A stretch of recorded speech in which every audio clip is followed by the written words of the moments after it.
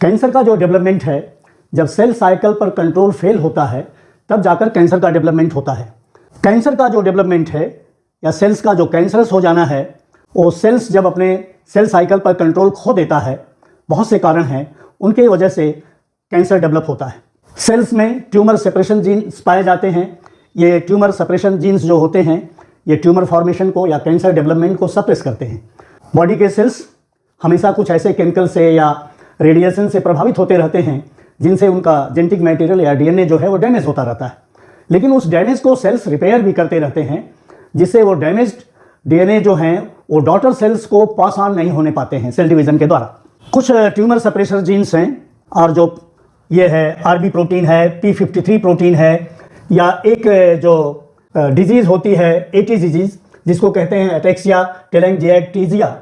इस डिजीज़ में जो कारण है वो भी एक जीन के कारण होता है, एटीएम एंजाइम को इनकोड करता है। तो सबसे पहले जो ट्यूमर सप्रेशर जीन जो है आइडेंटिफाई किया गया वो आरबी प्रोटीन था। दूसरा जो था, सेकंड जो था P53 प्रोटीन था। और उसके बाद से बहुत सारे जो जीन्स हैं जिनका पता चला जो ट्यूमर को सप्रेस करते हैं। आइए पहले हम इसको लेके चलते हैं, एटी को, एटेक्सिया टेलेंजियाक्टीजिया। ये एक ऐसी डिजीज़ है जिसका इनहेरिटेंस जो है रिसेसिव फैशन में होता है, और ये कैरेक्टराइज होती है ए होस्ट ऑफ डाइवर्स सिम्टम्स के द्वारा। इसमें बहुत से सिम्टम्स डेवलप करते हैं, कुछ इम्यून सिस्टम के डेवलप करते हैं, कुछ नर्वस सिस्टम के डेवलप करते हैं, और ये कुछ सर्टेन टाइप के कैंसर्स डेवलप करता है। इस तरह के 80 पेशेंट में जो 80 पेशेंट के सेल्स होते हैं उसमें एक जो नॉर्मल प्रोटेक्टिव रिस्पांस होता है डीएनए डैमेज के लिए, वो लॉस हो जाता है। और उसके समाप्त होने से डीएनए डैमेज को कंट्रोल न कर पाने के कारण जो कि एक नॉर्मल सेल उस डीएनए डैमेज को अपना रिकवर कर लेता है, रिपेयर कर लेता है, वो इसका कारण बनता है एटी डिजीज़ का। डीएनए डैमेज अपने चेक पॉइंट्स पर दो खास तरह के प्रोटीन काइनेजेस एक्टिवेट करता है, और वो मल्टी प्रोटीन कॉम्प्लेक्स, ये मल्टी प्रोटीन कॉम्प्लेक्स है, ये डीएनए का डैमेज है, जहाँ पर ये मल्टी प्रोटीन कॉम्प्लेक्स के ये पार्ट बनते हैं और ये एक्टिवेट होते हैं डीएनए डैमेज के कारण। तो मल्टी प्रोटीन कॉम्प्लेक्स जो है, जिसमें एटीएम और एटीआर भी दो काइनेज हैं वो जुड़े हुए हैं, वो डैमेज डीएनए से बाइंड करते हैं, क्रोमैटिन के उस पार्ट से बाइंड करते हैं जो डैमेज्ड है।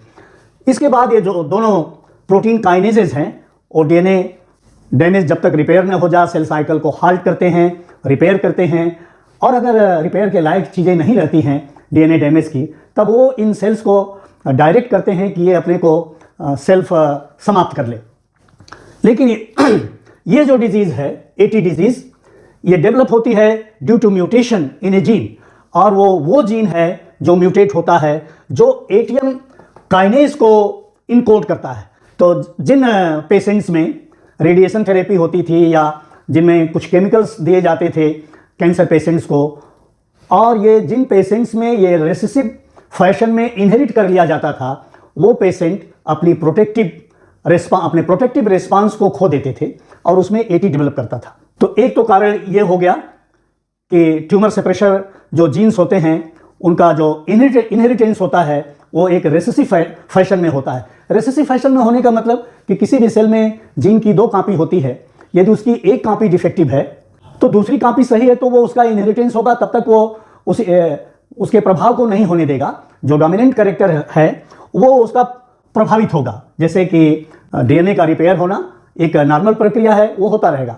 लेकिन जब डीएनए की दोनों कॉपीज जो हैं डिफेक्टिव हो जाएंगी किसी कारण से, सपोज करिए कि म्यूटेशन के ही कारण हो गया, उसमें जीन्स में अल्टरेशन हो गया, तब ये जीन्स जो हैं एटीएम और एटीआर, ये दो जो रिलेटेड काइनेजेस हैं, इनको इनकोड नहीं करेंगे और कैंसर का डेवलपमेंट होगा। कैंसर का डेवलपमेंट मीन्स सेल्फिश और एंटी सोशल बिहेवियर हो जाएगा सेल का, और सेल जो है अनरूली हो जाएगा, वो पूरे बॉडी के हिसाब से फंक्शन नहीं करेगा और अपने नंबर्स को, डिफेक्टिव सेल्स के नंबर को बढ़ाने लगेगा। दूसरा जो जीन है वो P53 जीन है, जो कि वो प्रोटीन P53 प्रोटीन का फॉर्मेशन करता है, और ये P53 प्रोटीन जो है वो सेकेंड नंबर की ट्यूमर सप्रेशर जीन के द्वारा होती है, जो नंबर 2 पर आइडेंटिफाई किया गया था। ये सेल में इनएक्टिव कंडीशन में पड़ी रहती है, उसको जो ये मल्टी प्रोटीन कॉम्प्लेक्स का पार्ट है एटीएम और एटीआर, तो वो एटीएम इसको डायरेक्टली एक्टिवेट करेगा फास्फोरिलेशन के द्वारा और इसको स्टेबलाइज करेगा, नहीं तो इसकी लाइफ बहुत शॉर्ट होती है, बहुत जल्दी ही वो डिसइंटीग्रेट कर जाएगा। और दूसरे ये एटीएम चेक पॉइंट काइनेज 2 को फास्फोरिलेट करेगा और एक्टिवेट करेगा, और ये जो है इसको फिर जाके P53 प्रोटीन्स के लेवल को रेज करेगा, इसको स्टेबलाइज करते हुए। ये फास्फोरिलेशन है, ये एक्टिव चेक पॉइंट काइनेज 2 है।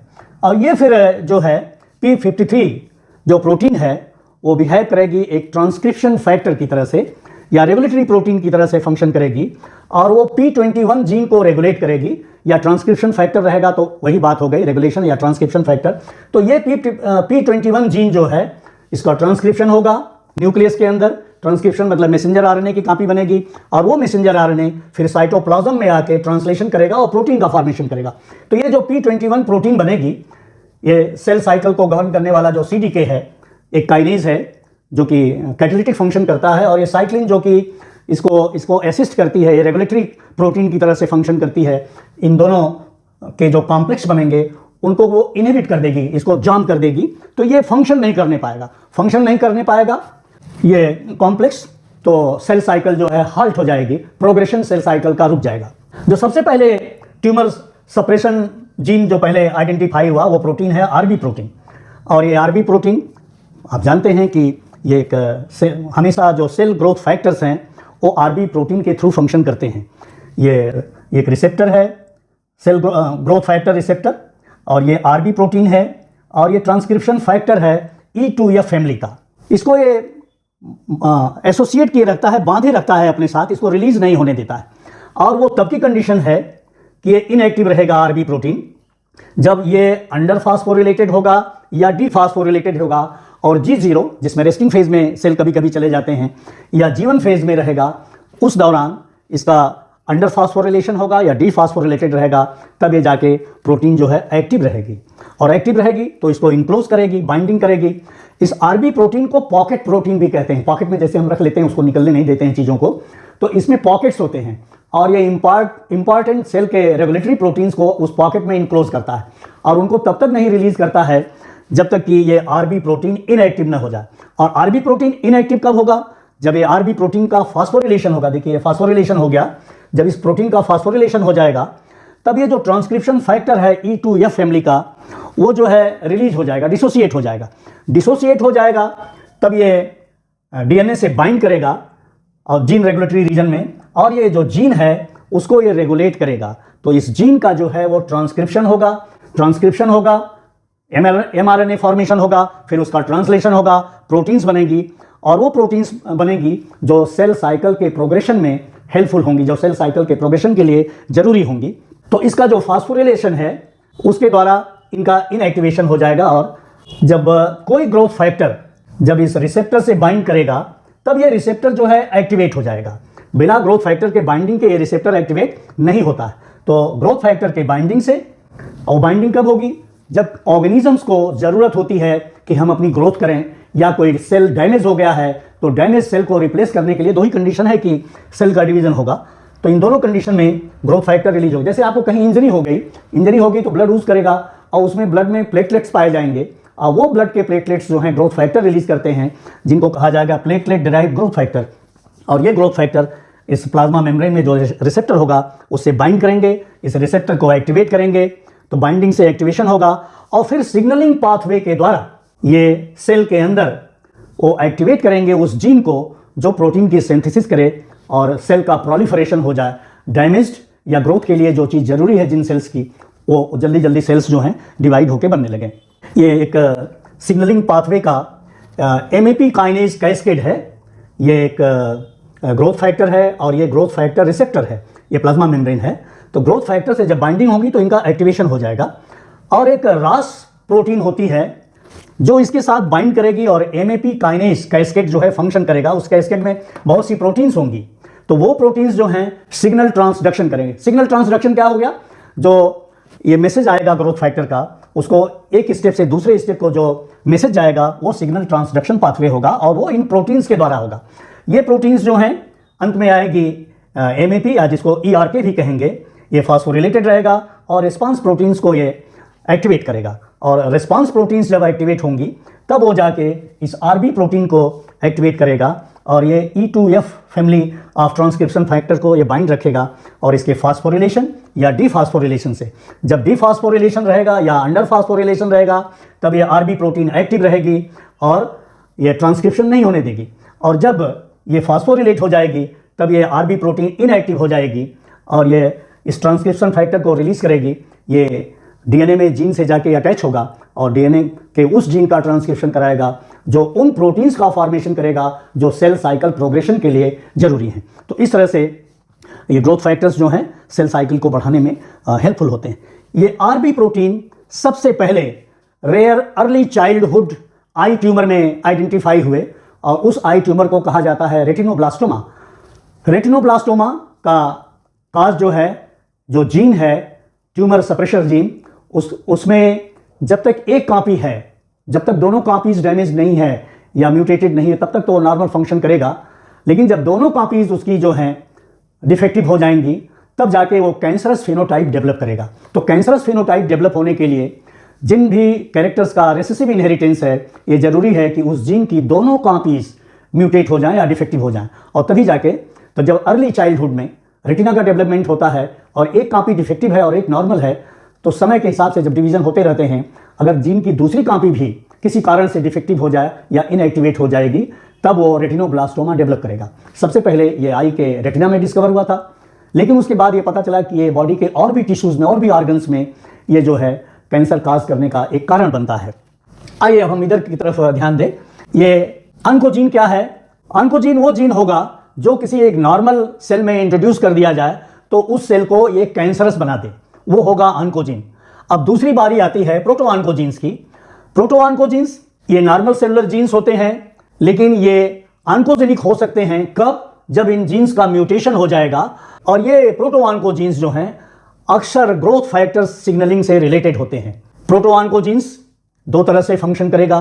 कुछ प्रोटोऑन्कोजीन्स उन प्रोटीन्स को इनकोड करेंगे जो रिसेप्टर्स का फॉर्मेशन करेगा ग्रोथ फैक्टर्स के लिए, और कुछ प्रोटोऑन्कोजीन्स इनकोड करेगा उन प्रोटीन्स को जो सिग्नल ट्रांसडक्शन पाथवे में इन्वॉल्व रहेंगे, जो कि रिसेप्टर के बाद जिनका फंक्शन होता है। ये देखिए रिसेप्टर है और उसके बाद ये देखिए यहाँ पर ये इनके सिग्नल ट्रांसडक्शन पाथवे जो स्टेप्स होंगे मैसेज को कन्वे करने के लिए, जो बाहर से ग्रोथ फैक्टर लेके आता है कि प्रोलिफरेशन करना है तब होंगे।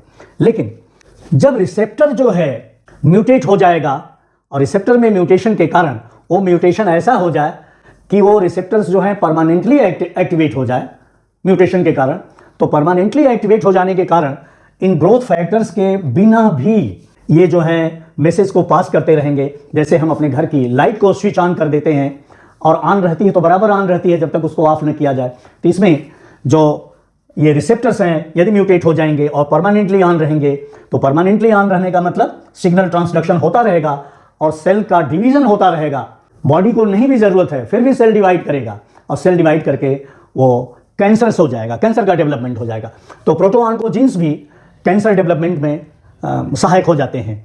और दूसरी कंडीशन है ये सिग्नल ट्रांसडक्शन के जो प्रोटीन्स हैं, जिन प्रोटीन्स की आवश्यकता होती है स्टेप दर स्टेप। ये देखिए प्रोटीन्स हैं जो प्रोटीन्स मैसेज को कन्वे करती हैं। अगर ये प्रोटीन्स का भी म्यूटेशन हो जाएगा तो ये भी सेल डिवीजन को हमेशा करती रहेंगी, चाहे ग्रोथ फैक्टर मिले या न मिले, प्रोसेस ऑन रहेगा। तो इस सीरीज में आप जानते हैं कि ग्रोथ फैक्टर रिसेप्टर से और एमएपी काइनेज कैस्केड को जोड़ती है एक प्रोटीन जिसको कहते हैं रास प्रोटीन। ये रास प्रोटीन यदि म्यूटेटेड है तो म्यूटेशन के बाद ग्रोथ फैक्टर की कोई आवश्यकता नहीं होती है। इस रास प्रोटीन की नॉर्मल कंडीशन में एक क्वालिटी होती है कि ये स्विच ऑन और स्विच ऑफ होता रहता है। ये सेल डिवीजन को कराएगी और स्विच ऑफ भी हो जाएगी जब जरूरत नहीं है। लेकिन यदि ये म्यूटेटेड है, इसमें जेनेटिक अल्टरेशन हो गया है, तो उस अल्टरेशन के कारण ये परमानेंटली ऑन रहेगी, ग्रोथ फैक्टर की आवश्यकता नहीं होगी और वो सेल का प्रोलिफरेशन कराएगी और डॉटर सेल्स के नंबर बहुत बढ़ते जाएंगे और सेल जो है सेल्फिश और एंटी सोशल बिहेवियर करेगा बॉडी में और कैंसर सेल्स का डेवलपमेंट होता रहेगा। तो म्यूटेशन जो है जेनेटिक अल्टरेशन होगा। और ट्यूमर क्या होगा? ट्यूमर जो है any abnormal proliferation of the cell, cell का कोई भी एबनॉर्मल प्रोलिफरेशन होगा जो सेल्फिश होगा और एंटी सोशल होगा, जिसमें पूरी बॉडी का कंसंट्रेशन नहीं होगा, तो कैंसर का डेवलपमेंट होगा। तो ये सारे कारण जो हैं सेल साइकिल कंट्रोल पर जब फेलियर हो जाएगा तो उस सेल साइकिल कंट्रोल के फेलियर के कारण कैंसर डेवलपमेंट होगा।